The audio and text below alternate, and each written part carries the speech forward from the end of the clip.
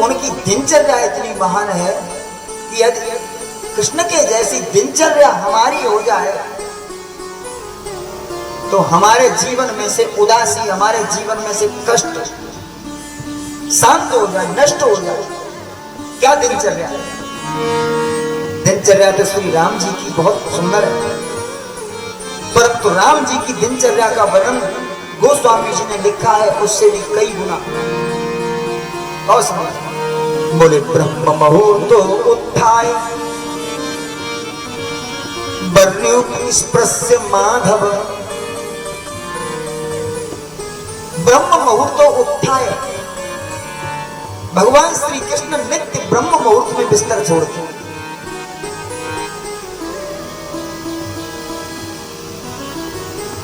रात्रि में 3:30 बजे के बाद, ध्यान से सुनना, रात्रि में 3:30 बजे के बाद और सूर्य उदय से पहले ब्रह्म मुहूर्त का समय होता है।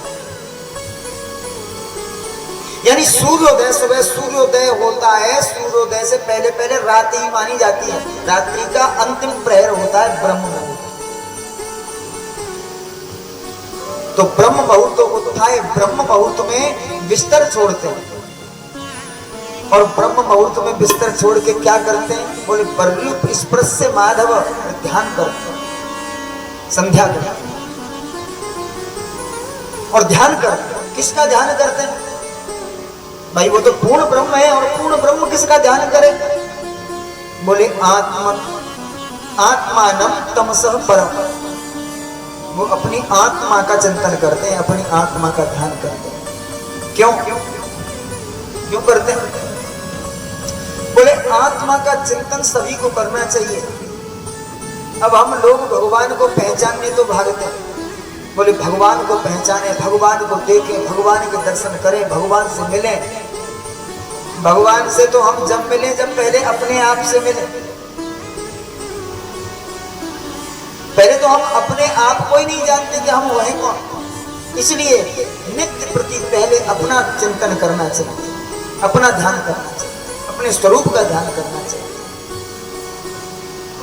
भगवान क्यों अपना अपना चिंतन करते हैं, अपने स्वरूप का चिंतन करते हैं? इसलिए क्योंकि भगवान जानते हैं कि इस संसार में जब मैं मनुष्य रूप में आया हूं तो यहां मैं नाटक करने के लिए आया हूं। नाटक, अभिनय।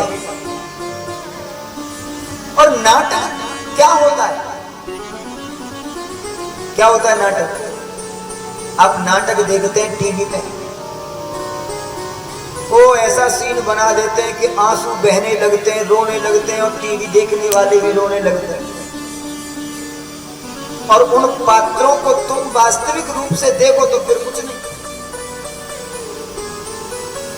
टीवी में देखते हैं कि गोली मार दी, वो मर गया, वो खून निकल आए। क्या वास्तविक वो होता है? नाटक कहते हैं, नाटक, ना अटक, ना अटक। जहां जो हमें वहां अटकना नहीं है, अपना कर्तव्य पूरा करना है, अटकना नहीं है। और अटक गए तो वो नाटक नहीं, फिर तो वो वास्तविक हो गए। जैसे रामलीला आप देखते होंगे, रामलीला में राम रावण में युद्ध हुआ, रावण कुंभकर्ण में युद्ध हुआ, लक्ष्मण मेघनाथ में युद्ध हुआ। होता कि नहीं? अच्छा, वो होता तो नाटक ही है कि नहीं? अब मान लो राम भूल जाए, जो राम बना हुआ है, कोई भी अमुक व्यक्ति जो राम का किरदार निभा रहा है, जो राम के वस्त्र आभूषण पहन के रंगमंच पर राम बन के आया है धनुष बाण लेके, और वो रावण से युद्ध कर रहा है, और वो भूल जाए कि मैं कोई राजू हूं या पप्पू हूं या और भी कोई हूं, अमुक हूं, और वो मान ले कि मैं राम हूं, और वो रावण को सचमुच में मार दे, तो क्या होगा? जेल जाना पड़ेगा कि नहीं? जो लक्ष्मण बना हुआ है, लक्ष्मण बना हुआ व्यक्ति मेघनाथ बने हुए व्यक्ति को सचमुच में मार दे, वो भूल जाए एक बार के लिए कि मैं हूं, और उसे मार दे, तो फिर नाटक कहाँ रहा? नाटक तो वो है कि देखने वाले देखे कि ये मर गया, लेकिन वास्तव में वो मरा ना।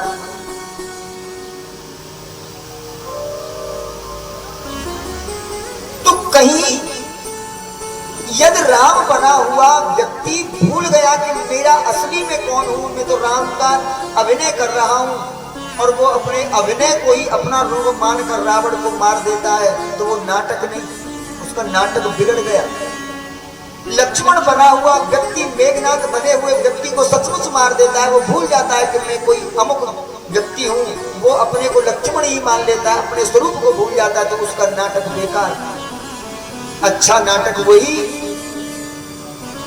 देखने में सच जैसा प्रतीत हो, देखने वालों को सच जैसा प्रतीत हो, और वास्तविक ऐसा हो। और ये संसार एक रंगमंच है, और यहाँ हम और तुम सभी अभिनय करने आए हैं। यदि हमने अभिनय ठीक किया तो ठीक है, और हम उस अभिनय में अपना रूप भूल गए, जो असली हमारा रूप है, तो फिर अभिनय बिगड़ गया तुम्हारा। तुम बहुत बढ़िया कलाकार नहीं हो। बहुत बढ़िया कलाकारी यही है कि रंगमंच पर अभिनय सुंदर हो, परंतु हम अपने को नहीं भूलें। इसीलिए ब्रह्म मुहूर्त में श्री कृष्ण अपने रूप का चिंतन करते हैं, बोले मैं तो नारायण हूं, मैं ब्रह्म हूं, मैं निराकार ब्रह्म हूं, मैं ये मनुष्य रूप धारण करके आया हूं, इसलिए मुझे इस शरीर के संबंधित कर्तव्य तो पूरे करने हैं, परंतु मैं शरीर नहीं हूं। इसलिए वो आनंद स्वरूप है, और वो आनंद स्वरूप श्री कृष्ण अपने स्वरूप, अपने आनंद स्वरूप को ही कई चिंतन करते हैं, और वो इसलिए सदा आनंद में रहते हैं।